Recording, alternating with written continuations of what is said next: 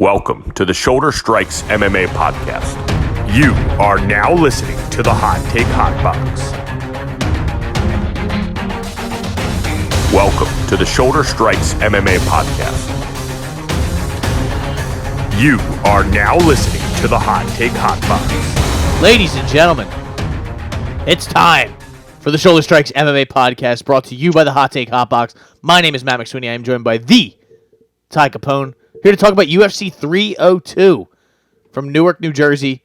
No, I did not get tickets. No, I did not want to spend $400 to drive all the way up the Turnpike and go into the beautiful, luxurious city that is Newark, New Jersey. There's probably people out there that probably think, like, what's Newark like? Not good. Not a great place. Not great. Not great. When I was there for the Colby Covington fight, I was like, wow, I'm never coming back here again. And if the tickets were anything under $300, I probably would have gone. But I'm just not going to do that to myself, and I'd rather just sit in my backyard and hang out. But to get that out of the way, ladies and gentlemen, I'm joined by the Ty Capone, who is in the beautiful state of Florida right now, enjoying the sun, the fun, the thrills, the joys. Memorial Day weekend has passed this time. We had a little bit of a break. How are you feeling? Are you feeling refreshed and recharged in the podcast world?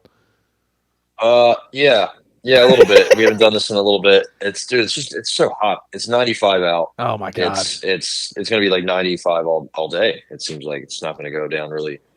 I mean, when it's like 80 degrees at 4 a.m., I really have a serious problem with what's going on. I have an issue with the temperament of the sun. Yeah. It doesn't seem very happy. Feels like 97, I guess. Let's see. Where's the humidity?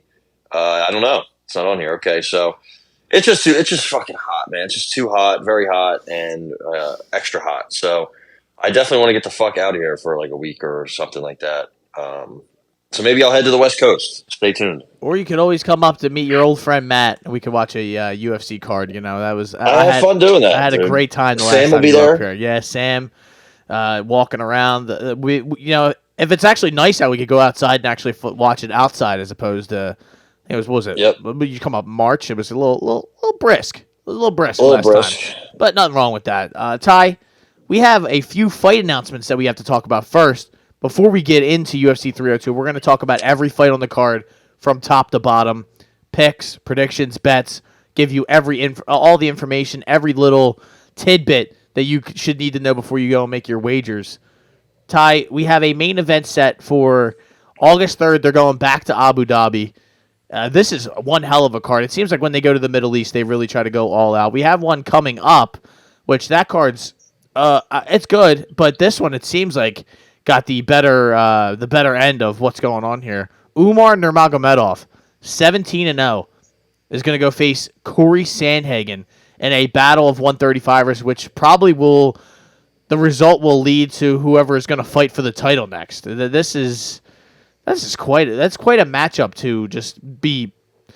It seems like everyone's been scared to fight Umar Nurmagomedov, and Corey Sandhagen's like the one guy that's like, hey man, I'll fight him. I'm not really scared to fight anyone. So, I mean, kudos to him. But I guess off the rip, Ty, who would you take in that sort? I don't know. I really don't know who I would take. I think I got Umar, but it's a little dangerous. He is 28. Yeah, I mean, this isn't Beksat Almacan or Jaime Barcelos, Nate Maness. Yeah, this is a huge step up. I know you're supposed to fight Corey before Beksat, and he's supposed to fight Jack Shore, a couple other guys early in his career. It just didn't really it just didn't work out. I guess I was going to see if he pulled out of any of these fights. I know he pulled out of a couple, but I know you have a theory that the Nurmagomedovs just pull out of every fight. You might be right. Well, you're right. They do pull out. Yeah, it happens. Those guys do really like to pull out of fights, but they got a lot of things going on. All right, they got some stuff to attend to. But Corey Sandhagen going to enemy territory. Yeah, I don't know. I mean, this is pretty much do or die for Corey. He's won a couple in a row now since those two close fights with Petr Yan and TJ Dillashaw. And they're good wins. Cheeto Vera, Rob Font, Song Yadong beat the brakes off of him. Yeah, he wins this. He's probably next. I guess maybe the winner is probably next in line at 135. So, let's do it. I think we've been waiting for a while to see both of these guys. So I'm excited. It should be exciting. That's not the only part. This next one, Ty. Big. I mean, not. I guess kind of a big shocker. I guess I'm not going to say it wasn't. I kind of had the inkling that he was starting to make his comeback, or because he was posting a lot more of him hitting the bag and stuff like that. But Nick Diaz, Stockton's own Nick Diaz, is back in the octagon. He's going to fight Vicente Luque in the co-main event. I believe this is 5 rounds as well, which is insane. That's good. But I don't know who that helps out more. I would assume Nick Diaz, because I don't know. I saw the odds on this tie already, and it's minus 500, 530 for Vicente Luque to plus 400 Nick Diaz. Listen, this is about as good of a matchup as Nick Diaz is going to get coming back for as high of a level as he's probably, potentially going to fight. Did you see some of the names that he was asking for in his comeback? He wanted GSP. He wanted Colby Covington. He wanted MVP. He was asking for the who's who of 170 pretty much. And the one thing you got to give the Diaz brothers, man, they really don't want any layups. They don't want any easy fights. They come in there and they want to fight the hardest guy possible, take a biblical beating. I don't know, though. This last time I saw Vicente Luque out there was that Joaquin Buckley fight.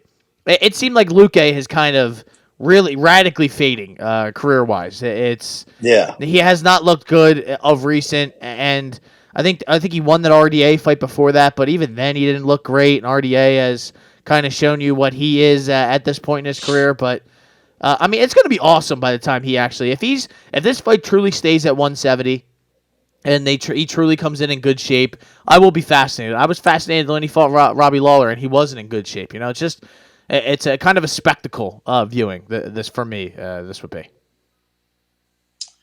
Did you know? Oh boy! The last time Nick Diaz got a win in the UFC was less than 5 months after Tony Ferguson had won the Ultimate Fighter back in 2011.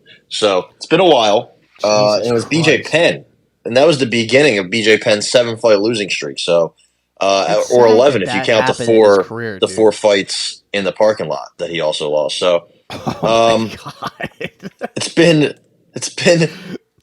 that huge Samoan had him in a body bag out in that parking lot. I don't know what he was thinking. Yeah, that was a 10-8 round. He hasn't fought in general in 3 years since he fought Robbie Lawler and got beat up. He quit in the middle of the 3rd round, or the beginning of the 3rd round. Before that was 6 years or 5.5 when he fought Anderson Silva, lost that fight. And before that was a year and a half when he fought GSP, lost that one. I mean, I have no interest in watching Nick Diaz fight ever again, or Nate Diaz, but we're doing it. We're running it back. I got one more in me, and I don't know how to feel about this fight. Lose or go home. I'm excited. I don't care what you say. Okay. I can't wait to watch him. I'm taking Nick Diaz money line. So let's put that out there. I think Luque's a bum. I'm tired of him losing me money, and I hope he loses me more money in this one. How about we got Chito Vera and Davison Figueiredo? This is a nice fight. That should be the This co-main, is actually, but... yeah, well, what are you going to do? This is 2 guys probably going to beat the shit out of each other. I don't know who I would pick right off the rip. Odds would tell you, I had it up for a second, now they are gone, but it looks like Vera is a underdog here at plus 124 to minus 148, 155 for Davison Figueiredo. I guess that's, I don't know, Ty. I mean, Figueiredo has looked good at 35, and I don't know if he's going to be able to get that grappling off. And I guess Vera's just going to kind of give up the first round, take a little bit of a beating. I don't know. The stock on Chito has gone down big time as of recent, especially after that beating he took from O'Malley. And I don't know how he's going to bounce back. That seemed like kind of a career-altering beatdown that he took. But, I'd probably lean Figueiredo as well. Yeah, I think I would lean towards him getting a decision or something. Mackenzie Dern, Loopy Godinez has cracked me up when Dana White's announcing it. 2 of the most dangerous strikers in the 115 division. I was like, what the fuck is he watching, dude? He said something like that, or the most active strikers. I'm like, yeah, just because Mackenzie Dern's hopping around and doing nothing. Listen, there could not be a man who's more out on the MMA career of Mackenzie Dern than your boy, truly, Matt McSweeney right here. I think she stinks. I hate watching her fight. Other stuff, I'd watch her do. This, not watching her do this. So, there you go. She's lost 2 in a row. Yeah. Loopy's lost 1 in a row. So Virna Jandiroba, who she beat Mackenzie Dern as well, right? No, she lost to Mackenzie Dern. That's right. So, yeah, I mean, just two grapplers, two wrestlers, two short, thicker women. They have nice, thicker lower bodies to use their wrestling. They don't. I mean, neither of them know how to strike really. I guess Loopy can throw like a jab, but I'm not really interested in that fight at all. I mean, I kind of am just because it's going to be close. But who really cares? Nobody really cares about this. But this next one. This is going to get all the people going. Everyone, people are going to be huddled in their masses around the TV to watch. This is going to be a 3:00 main card that day, August 3rd, at the Etihad Arena in Abu Dhabi. Tony Ferguson. You want to talk about I got one more left in me. He's got one more left in him. He's coming back at 170 tie. Dana White said this could be his last UFC fight. It definitely will if he gets submitted. He's fighting I hope. The Maverick, Michael Chiesa. 170 tie. Are you I know you don't care about this. I know you're not excited whatsoever. Do you give Tony Ferguson any chance to win this fight? No. Yeah. No, I mean, I see a lot of people saying, it's Michael Chiesa. He's 36. He hasn't won a fight in 3.5 years, and that's true. But he's lost to some pretty good fighters. Luque, who wasn't cooked by then. Sean Brady went the distance with him, and Kevin Holland. And he got darshed by two of them. Well, so maybe Tony Holland can darce him, right? Yeah. Well, there's a man who calls himself the Darce Knight, and he happens to be Tony Ferguson. So that's I would just like to point that out here before this fight happens.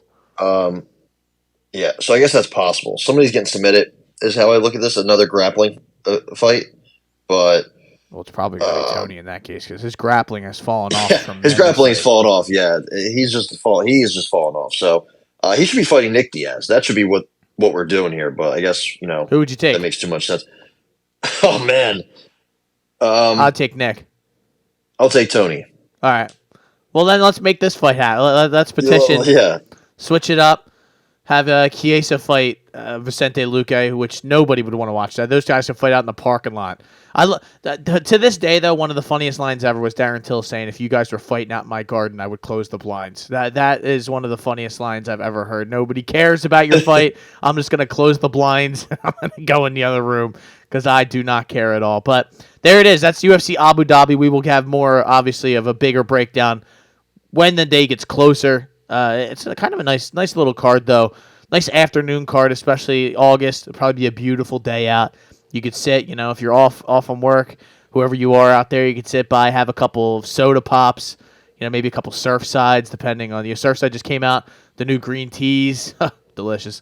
The Surfside just continues to just keep doing their thing out there, and that is the one thing that I will support or promote without them paying me because I love them and I think they are delicious. So. Ladies and gentlemen, on that note, we will move on to the big, premier, enormous portion of this podcast, the UFC 302 full card breakdown, preview, bets, predictions, everything you could imagine. And we are leading it off at the Prudential Center. Islam Makhachev, not to be confused with Islam Makhachev. I'm going to have to wait. I think it's Makhachev. I believe that's what John Anik has told me before. Add a little sauce to it. Yeah, Makhachev. He's fighting Dustin the Diamond Poirier. We were a little, not shocked, but I guess we were a little like, wow, I can't believe they actually made this fight. Right after, I think it was UFC 300, the day of, they announced this fight, and it was like, wow, I didn't think that they were going to do this. They think that, they kind of have to capitalize when Islam decides to finally... when Islam decides to fight again, because he's not exactly the most active guy. It's not like he's, terribly inactive, but he has Ramadan. He has things that kind of hold him back from being super active all the time. So he's fighting Dustin Poirier. Dustin just came off of, I think that was UFC 299. He beat Benoit Saint Denis in a fight where it was really looking bad for a little bit, and then he kind of came back and really just showed, the pressure makes diamonds, ladies and gentlemen. He's coming out to shine bright like a diamond, mixed in with his James Brown song. So I know all the people were like, yeah, here we go. Let's go, Dustin. Yeah. Listen, buddy. I don't care what anyone says. You guys can make up all these Rocky stories in your head and come up with these fantasy, the Dustin the Gilly. If you don't jump the Gilly, I'm like, now everyone's a Dustin fan. It cracks me up. I hate Dustin. Let me just say that for the record. I think Dustin stinks as a human, and I will never let the beef go. I will never ever. I will never stop supporting my boy Connor, even though he is also not a great guy either. But this is more about just the skill wise. I'm just saying. I just saw him kind of get ragdolled for portions of the fight against Benoit Saint Denis, and I think me and you would both say that Islam is the better grappler of those two. I don't think that is a crazy statement to make. Islam by submission is minus 120. You can get it to plus 100. That seems like the way, Ty, and I think that is the way I am going to go. I would like to take him probably in the first 2 rounds. I honestly think he's going to make it look somewhat easy, Ty. I really do. It's just a mismatch. It's Dustin Poirier is he's not a great grappler. He has a black belt, but I've never viewed him as this great grappler. He kind of has somewhat good defensive submission grappling, and he can kind of keep a average wrestler from taking him down, but when he gets into these, honestly, not even to be offensive, it's no one's been able to keep Islam from taking them down. It doesn't really matter who you are, how great you are. These guys are just better. So I'm going to take Islam submission, and I really don't even think it's all that close. This might be my gold star player of the night. I'm going to follow you. I think he's going to get the rear naked choke. Dustin's been choked out a couple times. Remember back in the day, I think it was TKZ, right? It was the Korean Zombie that choked him out. I think it's going to go very similar to how the Khabib fight went, honestly. And it's going to be. I don't think it's going to be that sketchy for Islam on the feet. Now, I will say, the one time Islam got knocked out, he got fucking smoked by Adriano Martins. He got hit with a check right hook from a southpaw, and that's Dustin's money shot that he got Benoit with. It's possible, right? I mean, I don't want to count him out, but Islam's not minus 1,000. He's minus 550. Yeah, I didn't even say the odds. I'm sorry. It's minus 650 for Islam Makhachev on the money line, plus 474.25 for Dustin Poirier. So that kind of tells you what's going on here. Such a bad stylistic matchup. Yeah. Now, you always can count on, or not count on, but you can always factor in the element of surprise, and anything can happen. Dustin Poirier, by the way, in his career, is 6-0 in the month of June. Just saying. He's undefeated in the Northeast. The Costa curse is on his side.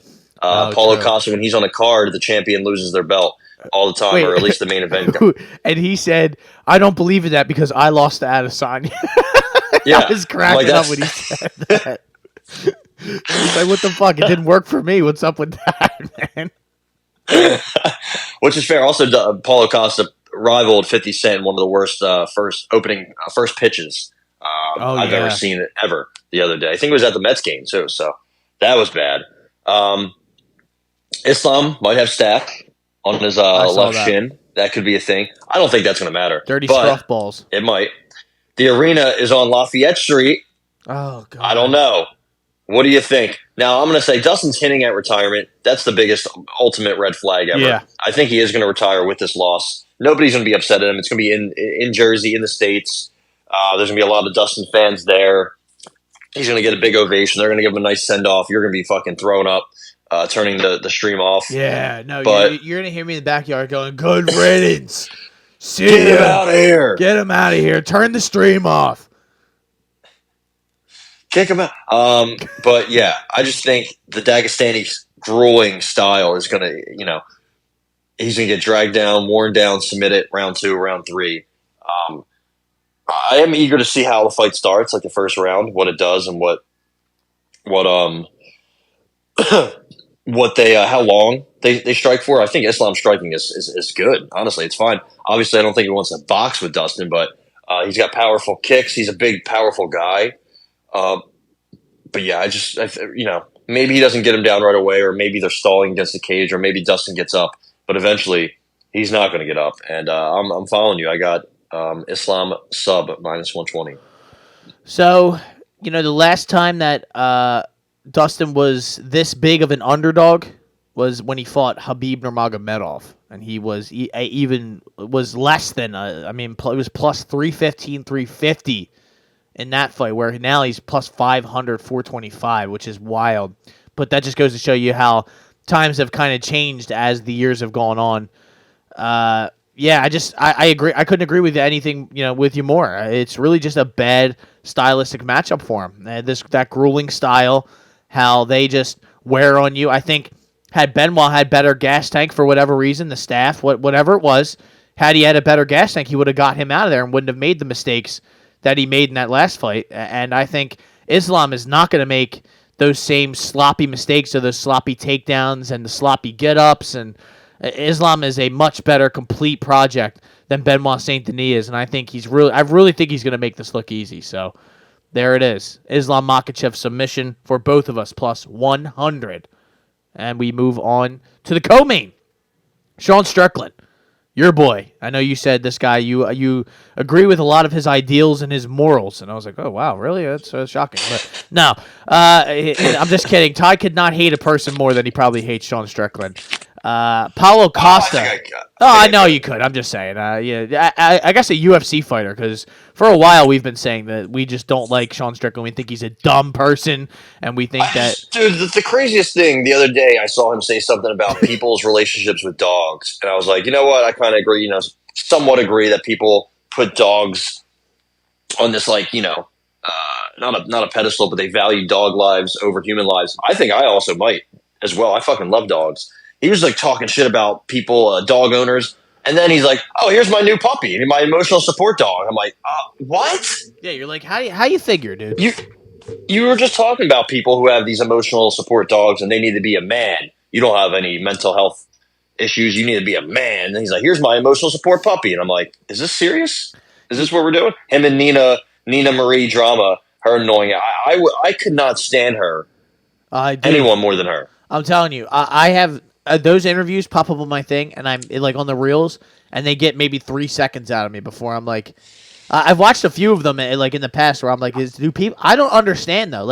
Is it just I don't want to be a hater. I really don't, because I would love to be able to interview people the way she does, but I would not be asking them how big's your cock? No, I don't like the question she's asking. It's do you know what twerking is? And it's Islam's what, brother? What do you mean? I guess that's supposed to be funny, but also I'm who cares? That's the shit that Dana wants, though. We talked about this before. This is the kind of being Dana's she's a great journalist. I'm come on, Dana. What? Yeah, dude. You don't have to lie. What else is she great at? Yeah, you don't have to lie.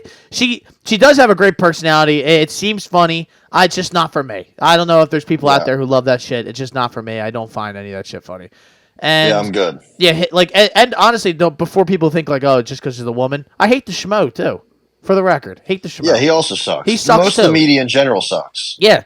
There's not really a journalist that I like. There's some of them that are I hated Akamoto. I couldn't stand that guy. Ariel's gotten on my nerves as the years have gone on. I liked Raymundi, but he's out now.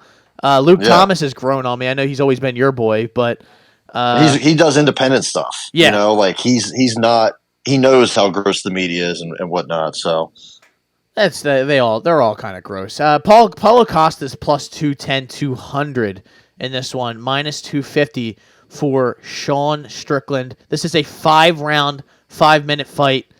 5 minute, 5 rounds, and not just 5 1-minute rounds. Just so so you people know out there. Ty, what do you think's going to happen here? I'll let you lead this off. I went on a diatribe the last time, but I'd like you to lead this one off. This is a weird fight. I don't know. I think I've never been impressed by Paulo. I will say he looked good against Whitaker. The spinning wheel kick was nasty. Very explosive. He used to have very good volume, but I think his last few fights, that's kind of dipped a little bit. Yeah. So, especially the Luke Rockhold fight, he always looks like he's tired. I know he has that second, third win just because he's just jacked out of his mind.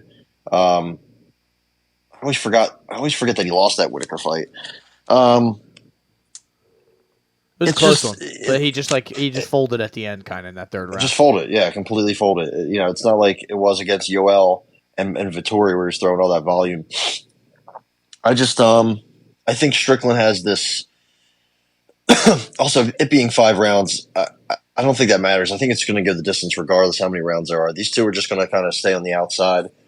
Strickland's the volume god, always staying active. He'll throw that jab with the Philly shell defense, circle, throw, leg kick.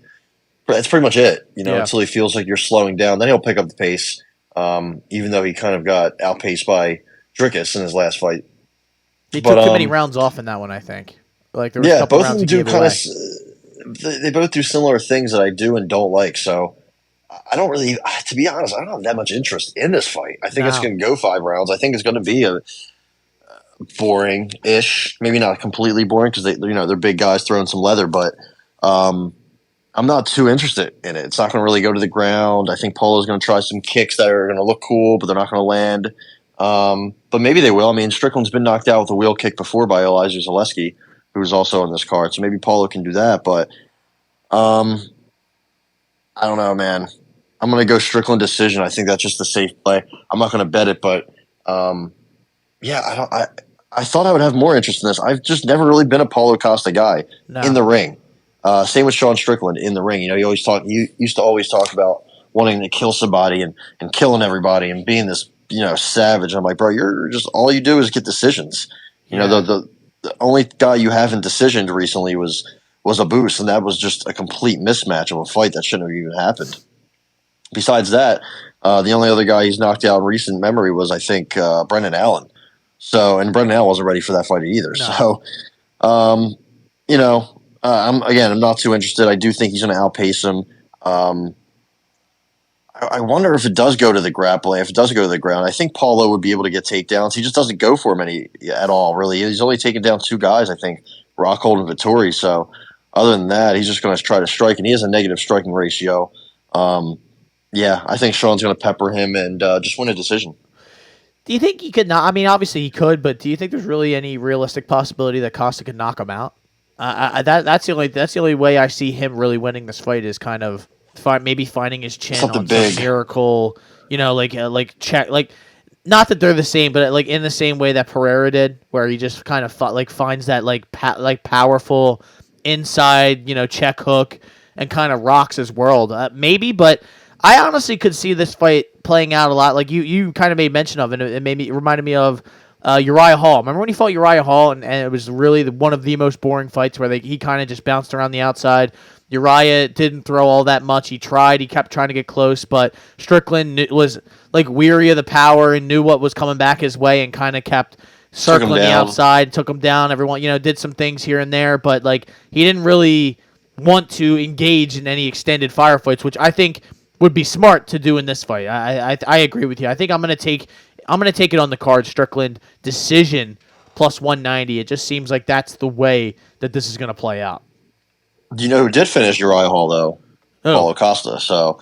Oh wow. I don't know if that means anything, obviously, but that seemed like I don't know if he was on the use or something, but he seemed like a different guy back then. For sure. And now his hair. I mean, now he's got John Cena hair, and I don't know. I might do one of them things where I puss out and I just take Costa TKO and Strickland decision and kind of just win some money either way, because Costa TKO is plus 325. You can get it as high as 400. So maybe that would be something that I would do, just the kind of the double chance sort of thing. But I don't know. It being 5 rounds, I could definitely see Costa giving him 1 to 2 good rounds and then kind of just pitter-pattering his way around and maybe just huffing and puffing to try and survive. Oh, there's going to be a lot of huffing. There's going to be a lot of huffing and puffing. How about this? Now we got to watch this. We got to watch Kevin Holland go up to 185 after getting the work from MVP the last time out. Never understand. This is a guy's career that confuses me so much in Kevin Holland, where he could go up, he goes down, it doesn't really matter, and he just when we were like, oh wow, 170 is for him. I think we've all agreed it seems like he's much better at 170 than he was at 185. He's having much more success, it feels like, than he was at 185. Now that he was at 170. Now he's going back up. He's fighting Olajaychuk. Olajaychuk is coming off of I think he just got eliminated, smoked right? by Michel Pereira. Pereira. Yep. Yeah, that was that 299, I think.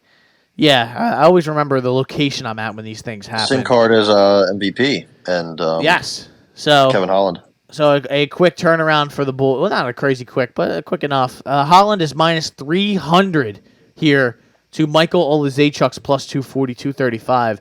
That number is a little confusing to me. I think that's a little too wide, if you ask me, Ty. What do you think?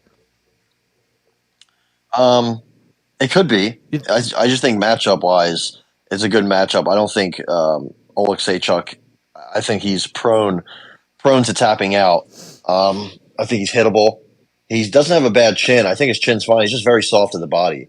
And remember Kevin Holland finishing Fluffy Hernandez to the body.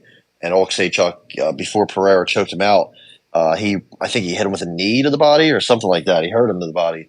So that's definitely an issue. Olazechuk is a former 205er. He's went toe-to-toe with Jacoby, went toe-to-toe with Khalil Roundtree. So I think he can, withstand a war against Kevin Holland. And I think Kevin Holland should not want to box Olazechuk. He's probably a better boxer. But like I said, his grappling is much better than Michel's. I think the intangibles will be way too much for Olazechuk in this fight. Kevin Holland's bigger, quicker.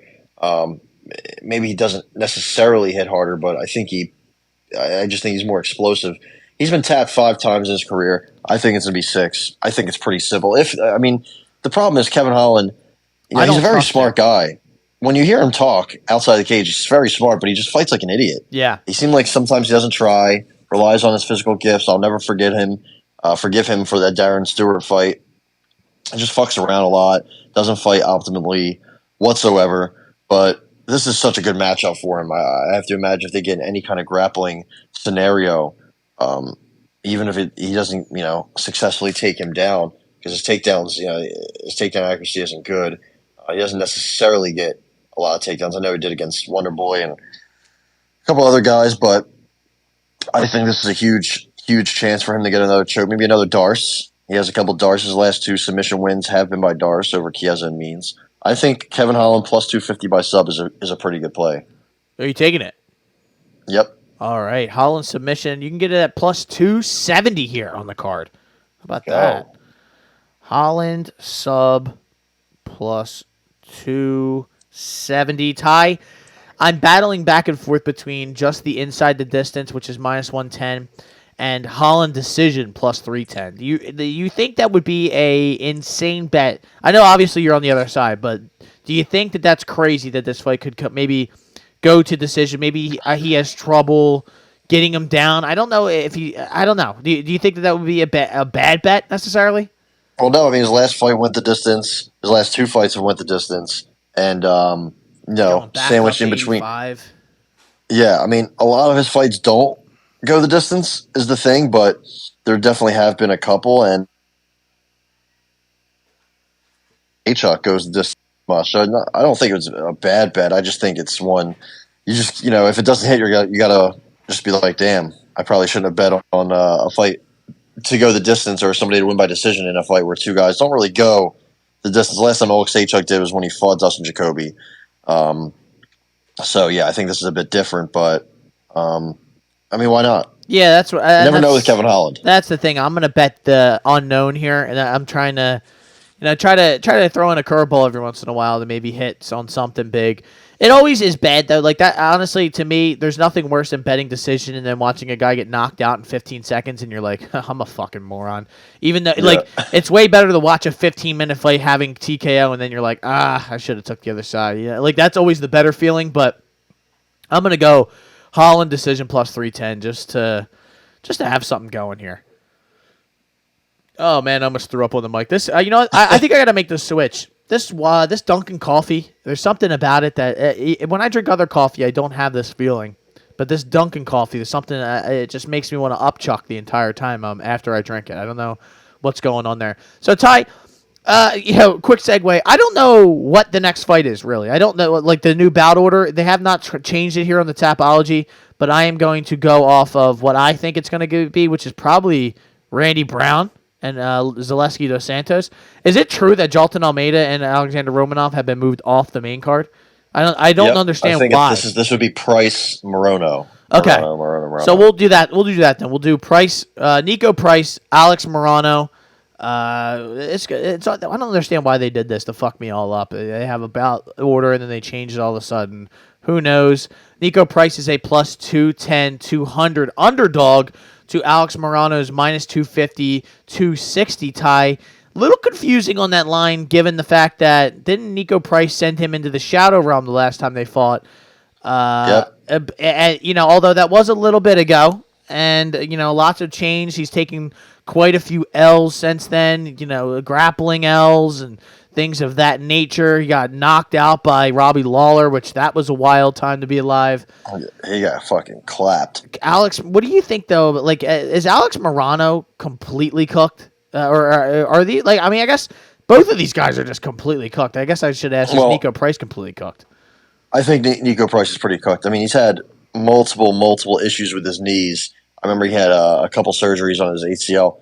For a while, he said he fought missing a bunch of ligaments, quote unquote, in his left knee for a long time. So that's not good. Now you see him a lot of times recently with double knee pads on, so that's not good. It's never good. The Virna Jandiroba or the Roxanne Modafferi look is never good. No, there's some issues in those Rainbow knees. Warrior.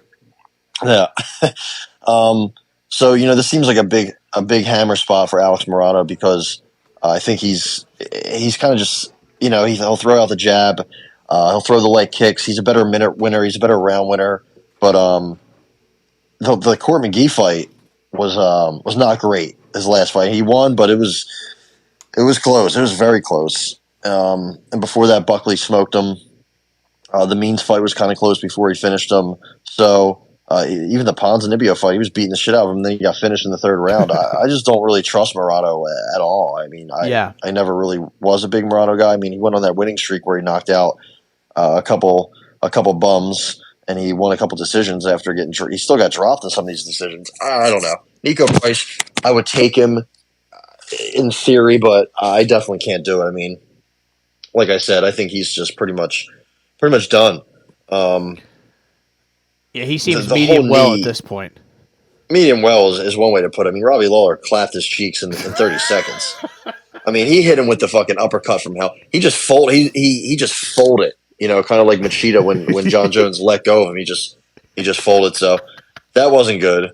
And before that, when he fought Phil Rowe, he was beating the shit out of him. Then he got fucking cooked. Oh man, he got cooked by Phil Rowe. He was also on this card. So I think he's done. I mean, the only fight he's won recently was against Alex Cowboy, who's awful, and that fight was not good. He's well done. Yeah, he's pretty medium well. So I don't even know if I have a pick. I think Morono wins a decision, or maybe he gets a finish, gets his revenge, or maybe Nico Price just has his number. Maybe he does, but either way, I'm staying away. Yeah, keep me away from this nonsense. I don't want anything to do with it, to be honest. Yeah. I'm with you on this. I really this is two guys who are well past it, even if they were ever in their primes. I must have missed that time.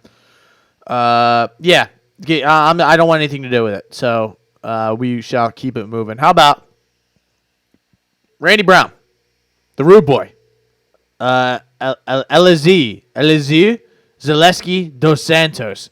He has a lot of names. I've never understood the Brazilian gentlemen's when they have 17 different names, and I don't know what's going on there. This guy's coming off of Zaleski dos Santos. That is coming off of that draw to Renat, which that was kind of a eye opener experience for the Fakhretdinov crew out there who are big fans of him. He kind of was running through everyone in his way, and then he fought Zaleski dos Santos, and he was like, why don't we chill out, man? I did steroids too. No, allegedly. I'm just kidding. He's fighting Randy Brown. Randy Brown, I don't remember the last. It doesn't seem like it was all that long ago. Muslim Salikov in February knocked. Oh, that's right. Oh my God, yeah. He was cooked early on. Nasruddin Imavov, Roman Dolidze. That was around. Yeah, I don't even remember this card. I know we watched it, but. Muslim Salikov's picture being in black and white always messes me up on Tapology. So hopefully his career is in the rearview mirror. Ty, Randy Brown is a minus 180 favorite. This fight really does nothing for me. I'm not all that excited. I'm probably going to take Zaleski dos Santos, though. Man, I know he's 1-0-1 since the suspension, but he got rocked in like the first 20 seconds in both of those fights.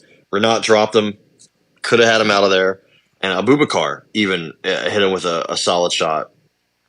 And Randy Brown's not the most trustworthy guy in the world. He's one of the least trustworthy guys. He reminds me a lot of Kevin Holland, besides the trash talk. He gives off similar vibes because he's very tall, very long, good front kicks, good movement, hits hard, has some submissions. Actually doesn't really hit hard, but he can put some strikes together. He looks so good against Salikov. His footwork, his confidence, his forward pressure. He just needs to find distance, find the jab, and that straight right. And I think he's going to put Zaleski out bad. I think he's going to finish him. And I got Randy Brown by TKO. It's a little worrisome. Because, again, he fights on thin margins. He's a bit flimsy. Sometimes he gets finished himself, and I'm like, all right, it just depends which Randy Brown shows up. I'm hoping he has a little bit of momentum here because I think he also could get finished. Doesn't check leg kicks, doesn't defend strikes very well at all. He's kind of hittable. But I do think Zaleski, like I said, after that PED suspension, he has not looked the same. He's 37, turning 38 soon. Volume has dropped off. Has a 2-6 knockdown to knocked down ratio in the UFC. Swings hard, swings far away. Not sure he's going to be able to land big strikes here. Randy Brown has, I think, a 4-inch reach advantage, 4-inch height advantage, 5-inch reach advantage. I got Randy Brown by knockout. I think it comes early, honestly. I think he gets a second first-round knockout in a row. So let's do it. I would love to take Zaleski dos Santos here. I really would. I don't want anything to do with this fight. This is another. It really is kind of in the same ballpark as the Morano Price fight. I don't trust any of these guys at all. So I'm going to stay away. I don't have a lean. I would take Zaleski dos Santos because again, I just don't. It's more of a I don't trust Randy Brown to knock him out sort of thing. Then because that would be the one that would be the thing that I would take. I think the last time out I may have taken Randy Brown's submission and he fucked me over. So I'm kind of a little hurt that he went and knocked Salikov out as opposed to submitting him selfishly. But there you go. That is the main card, I believe. And now we would move on to the prelim section of what's going on here, ladies and gentlemen. Jailton Almeida, I believe he'll leave the prelims off. Who knows? This battle order might be all fucked up because they did us dirty right before we got on to do this podcast. But Jailton Almeida is coming off of where he got eliminated by Curtis Blades in one of the more confusing performances or confusing decisions that I've ever seen a fighter make when he's just getting his head bashed in with a hammer fist to the side of his head, and he's just kind of sitting there on the single leg waiting until he eventually gets cooked and knocked out. He's fighting Alexander Romanov. When is the last time that Alexander Romanov was in there? He's 7-2. For a while, he was the talk of the town. He was undefeated. After eliminating Chase Sherman in the first round with Americana, he took him out. He really wasn't fighting anyone of status, I should say. And then he goes in there against Marcin Tybura, loses a majority decision, which we had that one. Yeah, that was kind of not to go his way. And then Volkov took care of business against him, which I don't even remember what we had. I think we might have faded it. We might not have. Who knows? No, we definitely faded Roma. That's the fight where he didn't even attempt a single strike. He just went for a couple takedowns, couldn't get them, and then he just checked out. So, Ty, I guess I would ask you, though, what do we think is going to happen in this fight? How do you think Jailton Almeida is going to win? Do we think he's going to win? Because we last time out, we were very down on him, and rightfully so. It was a rough showing. He did not look good.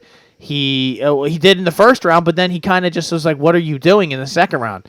I guess I'll ask you, what do you like anything here? I don't know. I am going back and forth between the TKO and the submission. I feel like the submission is probably the way, but I could see a shell up kind of in the similar sense where Volkov got him, where it's just kind of, he's just laying there like a turtle just with covering his head.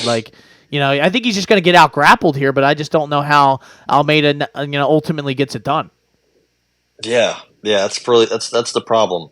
Does he finish him? Does he submit him or knock him out? I think he I don't know. I think he knocks him out. But I guess it could go truly either way. I know Romanov's never been submitted, but I don't think that. I don't think he's ever fought really anyone of this level. Yeah, I don't think necessarily that is indicative of his submission defense. I think he's a huge fraud. When he fought Tybura, I was all over that. Yeah, and it just doesn't go. If it doesn't go well for him right away, he checks out. He moves well for a big guy. He can get some subs. He's going to be much bigger, stronger here. He has to cut to make the heavyweight limit, but Almeida is such a much better athlete. He can do it for 5 rounds. He's shown it to us. I think the Volkov stunt was one of the biggest stunts ever that Romanov pulled. I think he's going to get tired quickly and finished first round. I don't really know how. Maybe it gets prolonged to the second round. We've seen that happen a couple times with Jailton, notably against Shamil. That took him a little bit to get going. Even the Pleasure Man almost at the end of the first round. But it's a bit sketchy. You never know what he's going to do. He has more subs than knockouts in the UFC and in general, but I think some of those guys he submitted just have zero resistance when it comes to submissions. I think at least Romanov has a little bit. Yeah, he has a couple different unique submissions of his own. The Americana, a couple forearm chokes. So I got Jailton by TKO. Okay, I think he's going to get it done by TKO. But I do think right away he's going to try to just do the front kick up the middle and then just shoot. That's what he does. That's how he starts every single fight in the first 10 seconds, first 20 seconds. So I think that's what he's going to do, and then he's going to ground and pound Romanov. He's just such a better athlete. I think it's going to be easy. I would like to take Almeida round 2. But you are right. That stunt that he pulled in that Volkov fight where it was just domination from the very beginning. That's what makes me question my bet here, and makes me double think and wait, I don't know if he's even going to get the round 2. I would like to bet that the round 1, but it's only plus 160, 210. I think I'm going to go with you. I think Almeida TKO. That's a good number. I could definitely see the submission happening, but we're here hunting good numbers. Plus 380, so TKO, and let's keep it moving. How about that? Oh. I'll let you lead this one off. Roman Kopylov, Cesar Almeida. Cesar Almeida is making a somewhat quick turnaround.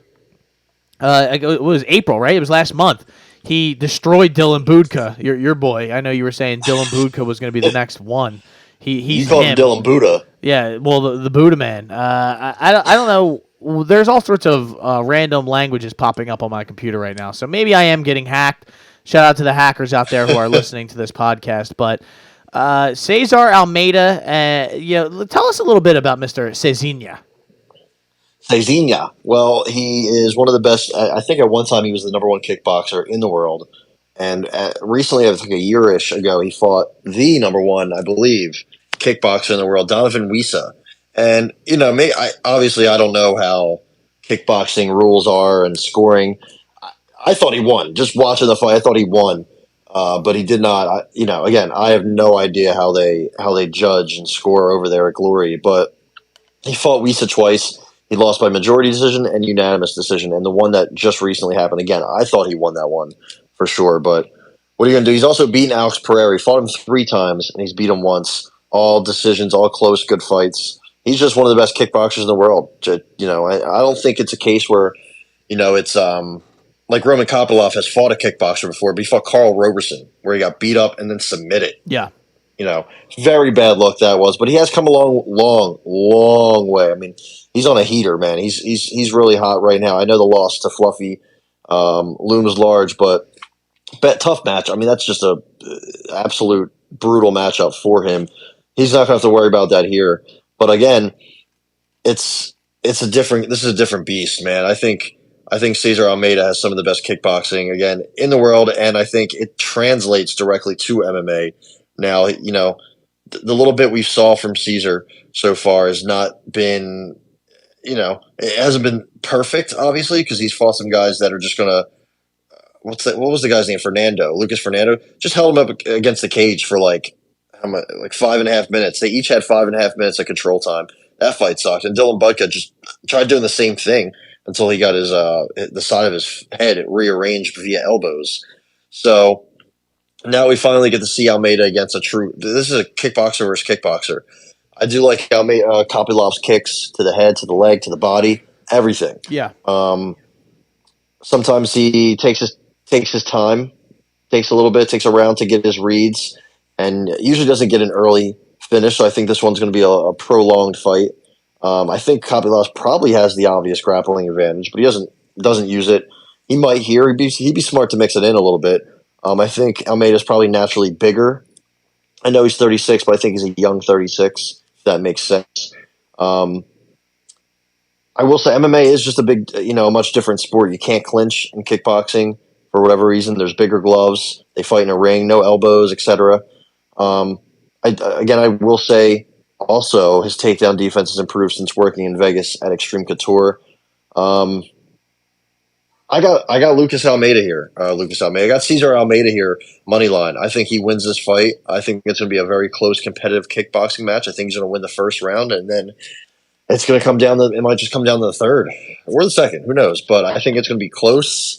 I think Almeida lands the better strikes, the bigger strikes, the harder strikes. I just think he has an advantage here, a slight edge over Kopilov in every single sense of striking. I think Kopilov has good kicks, but man, it's going to be hard to be a better kicker than Almeida. Remember we saw who's the guy who had good kicks and lost to somebody who was a better kicker? Was it Jonathan Martinez against Aldo, right?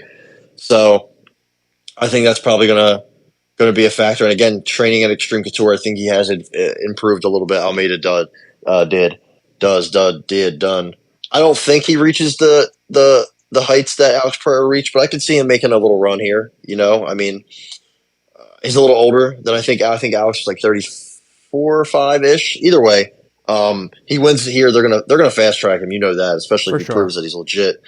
So I keep watching that Donovan Wisa fight, and he was just going back and forth with that guy who's a monster. So we'll see. Kopilov, I don't think he has better hands. I think honestly, Almeida has good hands, has good boxing, hits hard. So I got Almeida money line. This line has flipped completely on its head. Almeida was like plus 130 a week ago. So give me Almeida money line.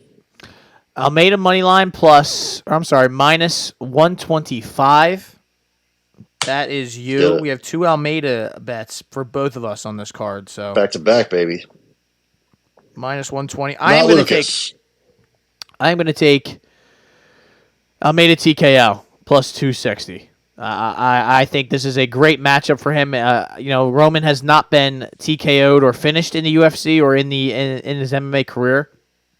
But if he does not implement the grappling aspect, and even if he does and Almeida is able to keep it standing, and like you said, he's training with good guys, so I imagine they're going to have him ready for that possibility. I think Roman Kopilov is going to be in for a long day. And Roman Kopilov gets hit sometimes. That's what I don't know. He's very susceptible to getting cracked. And I think Cesar Almeida, with that kickboxing, this is a great matchup for him with a guy who, like you said, likes to kick, likes to throw hard. But if this guy knows what he's doing, defensively and also returning fire, it could be a bad night for Mr. Kopilov. So TKO plus 260 for me. All right. I like it. All right, ladies and gentlemen. Now we move on. This is our matchup. This is it right here. Oh, man. I'm starting to get nervous. Grant Dawson, 22-1 against New Jersey. Was it North Carolina, South Carolina? And Hassett's Jiu-Jitsu's own, Joe Selecki, 13-4, coming back after his unfortunate Batista bomb loss to Drakkar Klose. That was It's been a while. It's been a couple months. It has. That was a rough turn of events. Doing better. I don't understand this line, Ty. I know, Grant Dawson's good, and I get that he should be the favorite. It makes sense, but he's minus 500 in this fight. And like you said, he just came off of being minus 500, and he got crushed by Bobby Green early in that fight. Smoked. So I guess they're saying that was a fluke in a sense. Joe Selecki, the way he wins this fight, it's pretty simple. He's going to have to out-grapple, and just basically submit him. And that is pretty much the only way I assume that he would win. And I don't see really another way. He's not going to outstrike him. He's not going to, be able to really, win a decision. I don't think. But I'll just say right now, off the rep, this is a respect bet. This is a smart bet. Joe Solecki is a black belt. He is extremely good at jiu-jitsu. He is extremely good at control. He's extremely good at taking the back. And I think it's possible that Mr. Dawson could get his back taken and finished. And I know Grant Dawson's going to want to play around on the ground. And if he does, I think that opens up the possibility for Joe Solecki to get his grappling going in some way, shape, or form. So I am going Solecki submission plus 1,150. Wow. Yeah. That's a big number, man. It's a big number. I will say, in Solecki's last 2 fights, he has a combined 3 significant strikes landed. Not great, but he does have a couple takedowns, a couple submission attempts. He does have a finish over Carl Deaton. Now, looking at some of his wins, they're not great, but if you take a look at Grant Dawson, the Damir Ismagulov win looked good at the time, but now we know that Damir Ismagulov was pretty much a walking corpse on fight week, and that's why he had to retire. Before that, Marco Madsen, absolute fraud. We knew that. Yeah. Jared Gordon, that was a good fight. Honestly, Jared Gordon was beating the brakes off him on the feet, but he kept getting taken down. And then at the very end of the fight, submitted. The Ricky Glenn fight was really, really dicey. That was not too long ago. That fight, the Leonardo Santos fight, he even put himself into some tricky situations. The Derek Minner fight, he almost got choked out. What else? The Julian Erosa fight was a bit sketchy on the feet. I don't trust Grant Dawson at all. I don't think he's that good.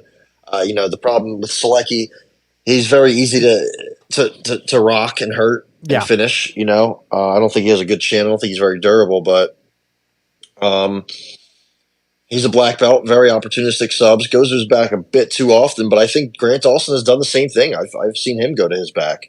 I honestly think Solecki's probably the better striker. He just doesn't really have power, and I'm not too sure how confident he is in his striking. But I do really think he might be the better striker. Neither of them, I would say, have a good chin. Like, a lot of the deficiencies in Joe Solecki's game, I see in Grant Dawson's game as well. Yeah. Grant Dawson's a good wrestler, but he's not really the best fighter. I don't think he's really that much of a fighter. He's just a good wrestler, good grappler. And he's put himself into bad situations in grappling exchanges many times.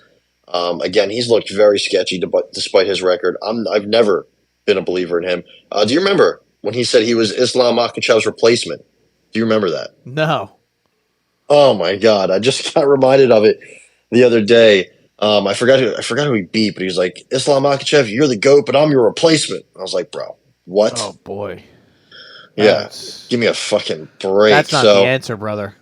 That's not the answer. That's not at all. So I'm going to go Solecki money line. I think I can see him winning a decision. Wow. Now the control time will probably be Grant Dawson, but I can see reversals. I can see this is a very tricky matchup here, and this is just a huge line, man. I do not trust this line at all.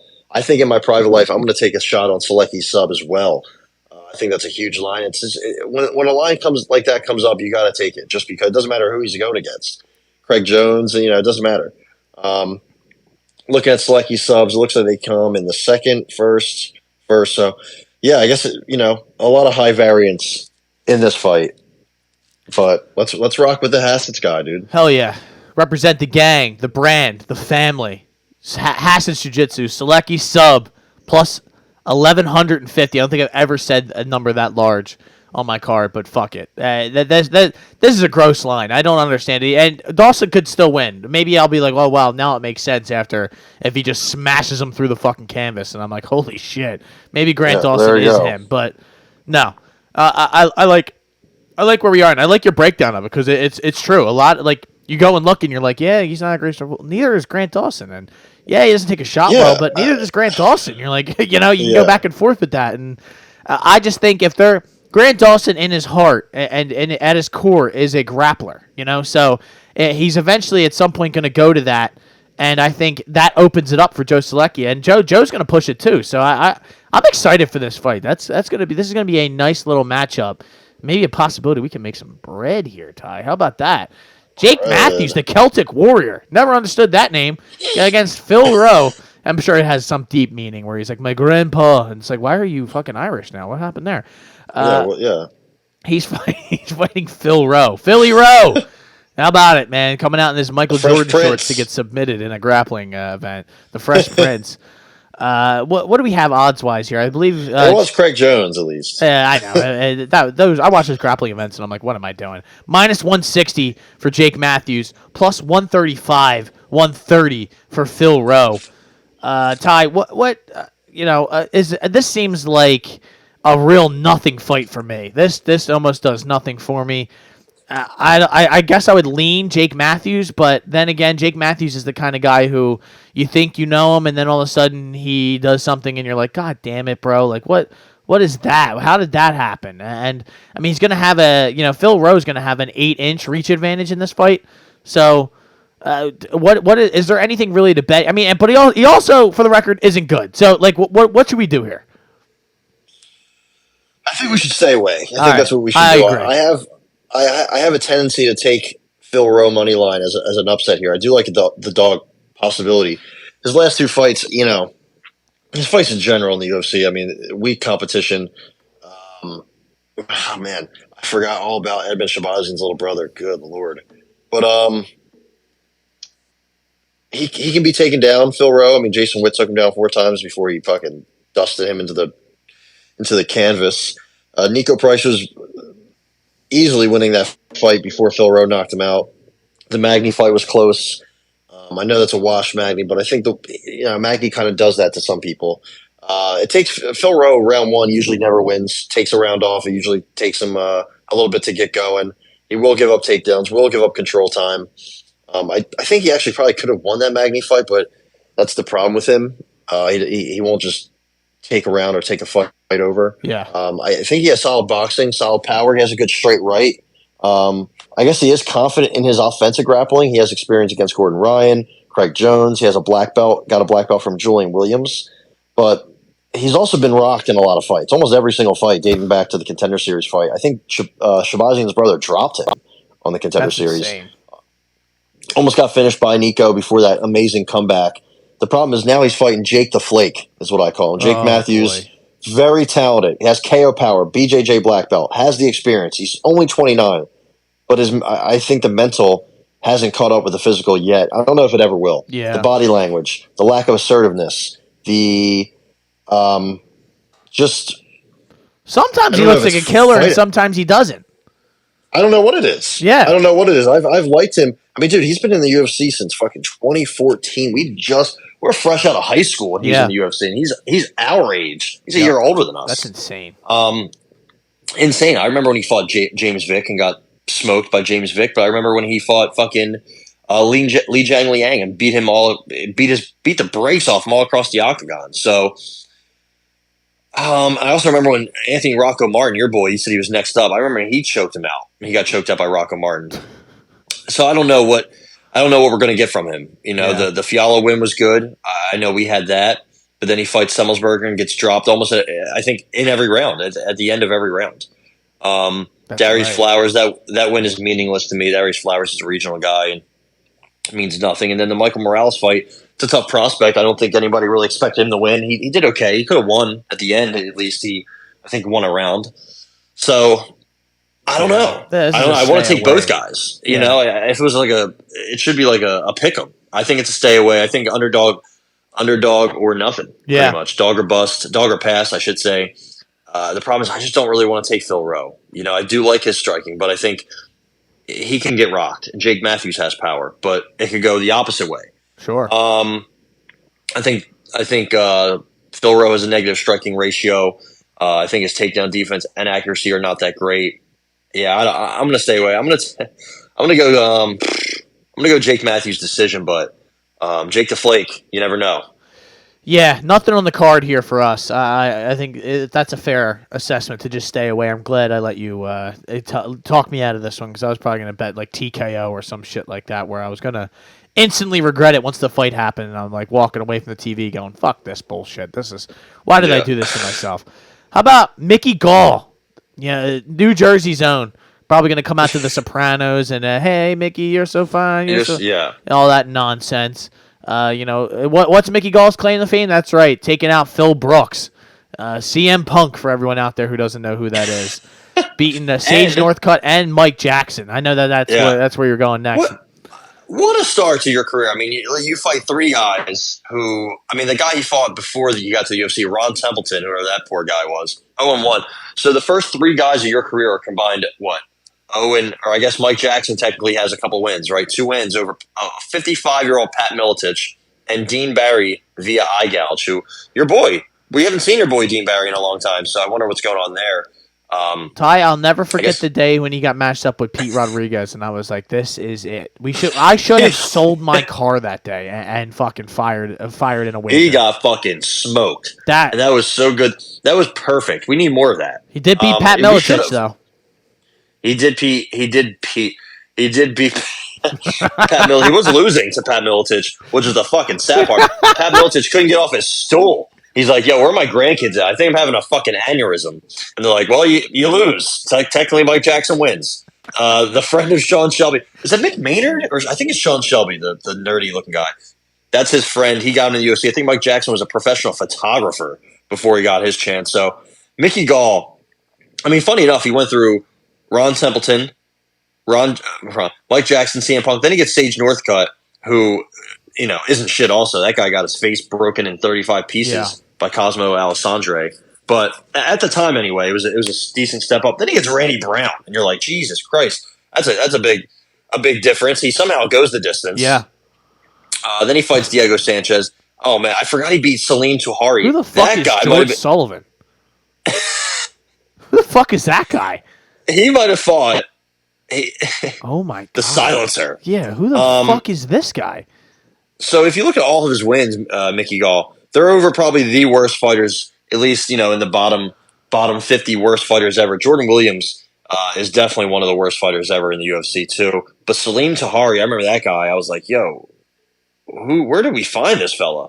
He actually has a fight coming up in a month against Roshan Zadinsky at Clout MMA 5, Clout with a C in Poland, not with a K. So nice. We'll see if Mr. Touhari can get back on track. But if you just in general, he has fought some decent competition. Now he's lost to all the decent fighters that he has fought, but at least it's something. I mean, I just don't know how to like. I don't know what to think about this fight.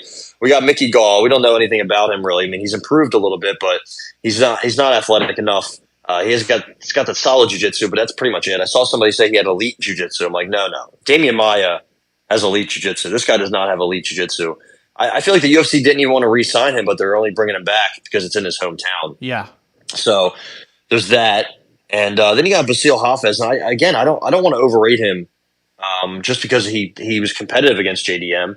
Because that's kind of what we did with Ronald Bedoya. Remember, he did well against Chaos Williams, arguably won, and then he fought Keenan Song, got smoked. So, he lost, and he was competitive, but it was on short notice, and he fought differently. He doesn't usually go for a wrestling-heavy attack. I feel like he strikes and stands a lot. When he fought that guy, Evan Cutts, who he to a split decision with the first time, he knocked him out. So it's like, and he's 8-4-1 in his career.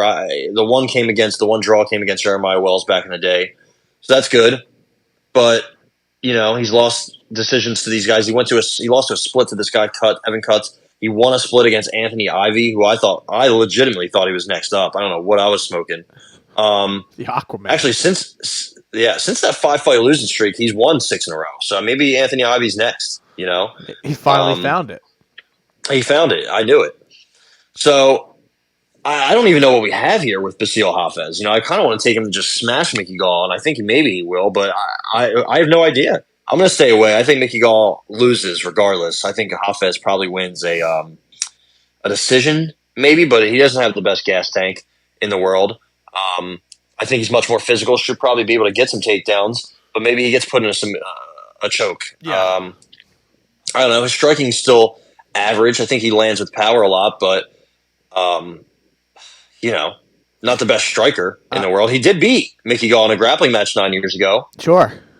So, listen. This is easy for me. This is easy. This is about as easy as it gets. Hafez inside the distance plus 110. Easy. Wow. Easy money. Mickey Gall is going to get destroyed in some way, shape, or form. And there's a possibility that it does go to a decision in some way. I actually don't even know. I can't even visualize how that happens, where he's huffing and puffing around. But and again, I agree with your sentiment that like you don't want to overrate him because of one performance. Against a guy on short notice, he comes in, looks great, kind of impresses and shocks people, and you're like, wow, maybe this guy's really good. I just don't. I think this is more of an anti-Mickey Gall thing. I think he stinks, man, and he's shown us in multiple situations that he. I mean, I would even think about taking Hafez round one.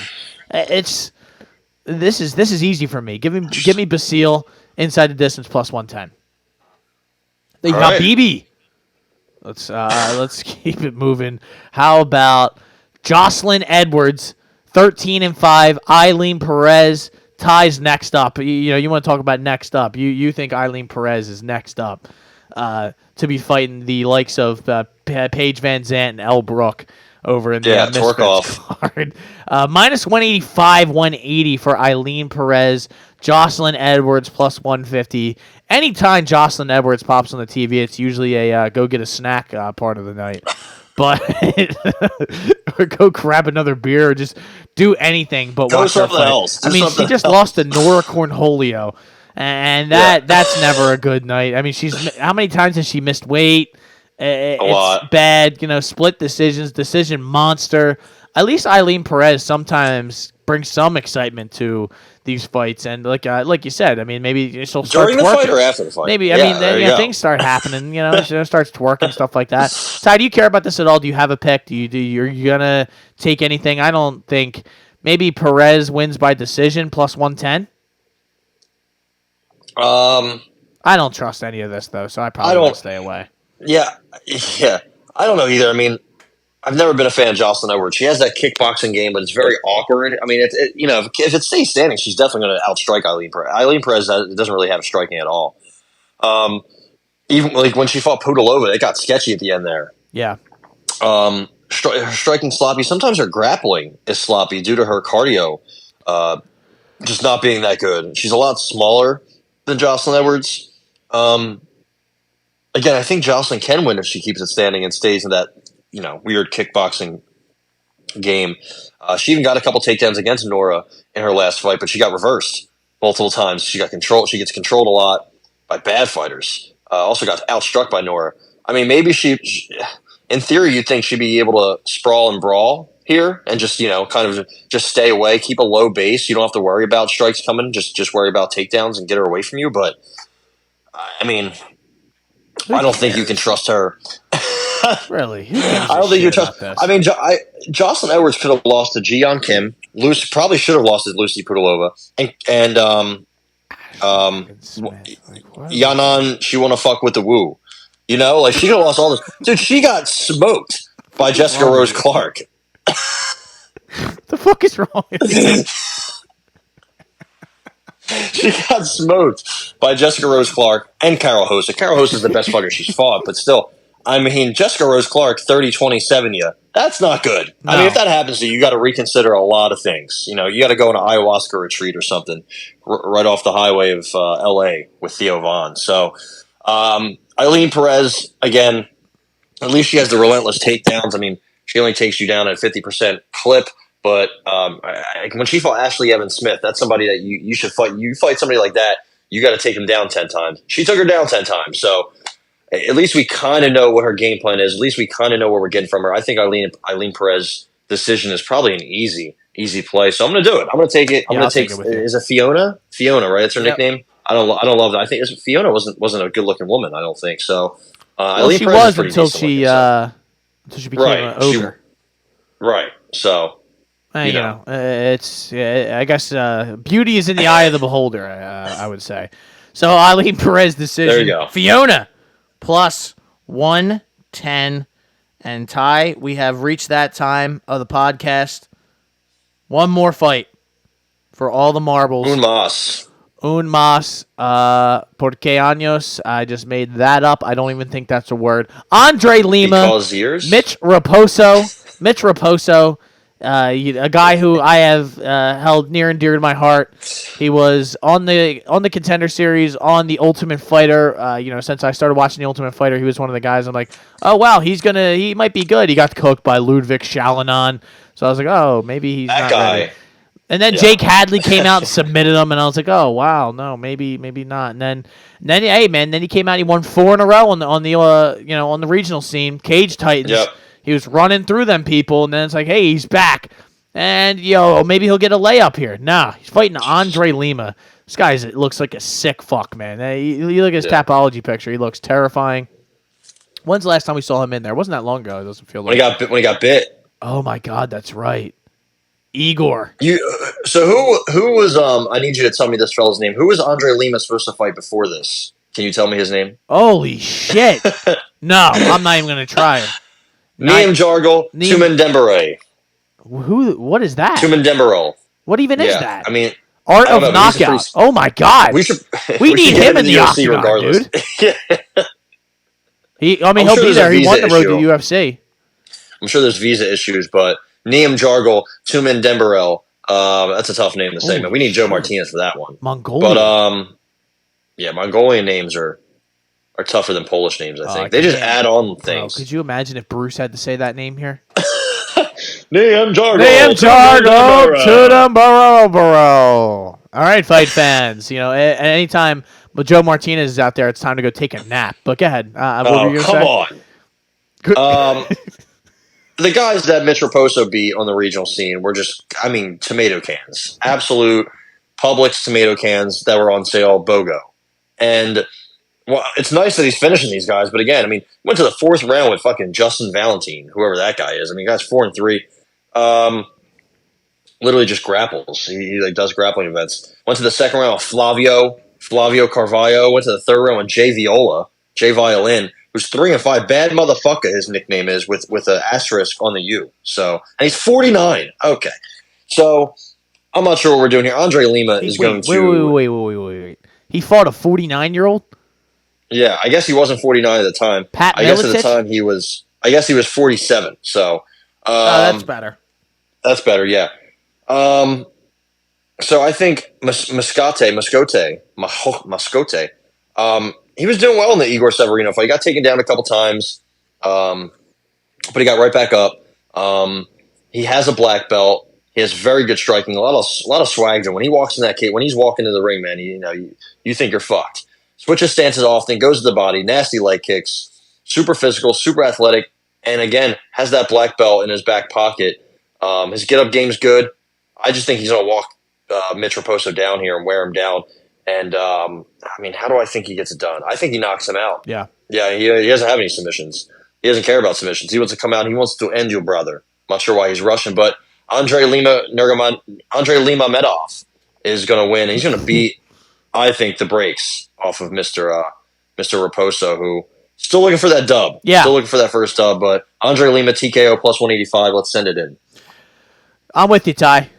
Lock me in. It hurts, but I'm not. I don't think this is a good matchup for Mr. Raposo. I think also Mitch Raposo is taking this on he accepted this fight last Tuesday. So debut fighters have a 45% win rate.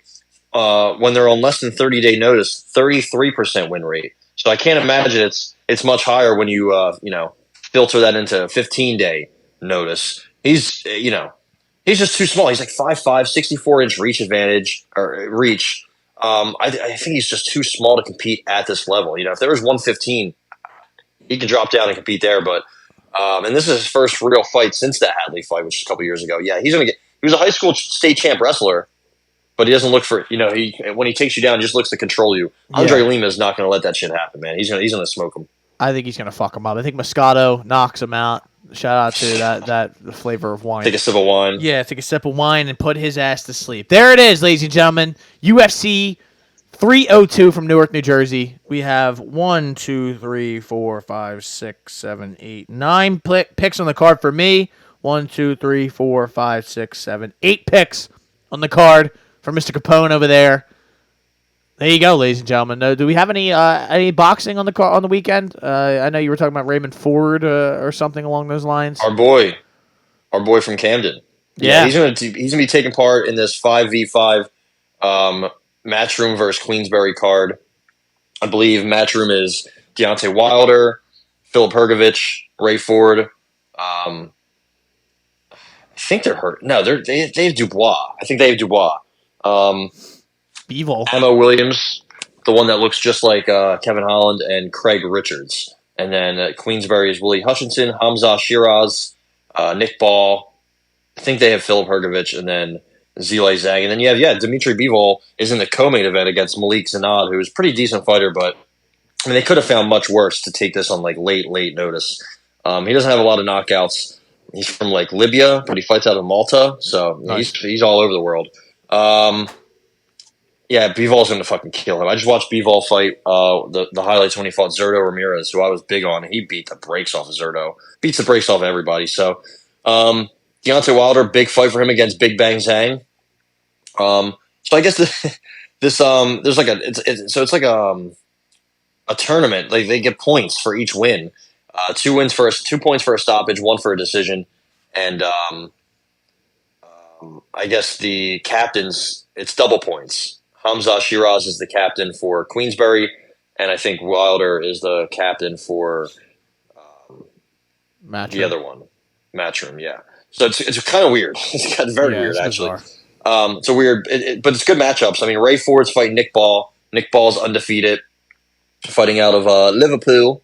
His last fight, he fought Ray Vargas to a split draw. That was a really good fight, and before that, he beat the shit out of Isaac Dogbe. So he's really good, man. Ray Ford to take this fight.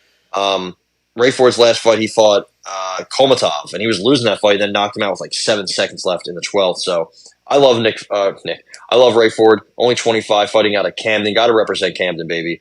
And Hergovich, Daniel Dubois, the winner of that fight, could see themselves fighting Usyk Fury, the winner of that, possibly. And Hergovich is a pretty good fighter.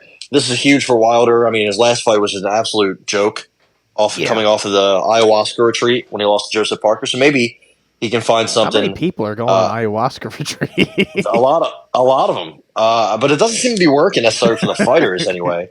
Rashad Evans took his ayahuasca retreat after he retired. So maybe this is good. Maybe Wilder just needed a fight to warm up after the ayahuasca. I'm not too sure, but it starts at 2 in the afternoon on Saturday. So I think we'll be able to see the main event, co-main event, even 7 o'clock, 6 o'clock. We'll see. We'll see what goes on with the production of that event. The fight promoter, the fight poster is just Frank Warren and Eddie Hearn throwing a bunch of cards in the air or something. It's very odd. None of the fighters are on it, but the old Brits are. So there you go. Either way, it should be a good card. And there he is, His Excellency, getting it done again, giving us another banger of a card in the boxing world. I know people saying boxing's having a better year than the UFC and MMA. They might be right. I mean, they might be right. It's kind of been a slow year. I think the thoughts and feelings will change after McGregor knocks out Michael Chandler and then starts trying to fight a pregnant woman in the crowd right after the fight. And you're like, well, why is he fighting that woman? And it's like, all right, now we're back. What does she do? Now we're back. But ladies and gentlemen, enjoy the weekend. Enjoy the fights. Enjoy all the cards. Hopefully you go. We win $1 million this weekend. Hopefully Selecki gets it done. Shout out to Hassets. Shout out to everybody out there who listens. Thank you very much, as always. Until then, my name is Matt McSweeney. This has been the Shoulder Strikes MMA podcast, brought to you by the Hot Take Hot Box. His name is Ty Capone. And as always, keep your hands up. You do not want to get socked in the face like I did a couple weeks ago and have a nice little shiner. So always keep your hands up and stay out of the DMs.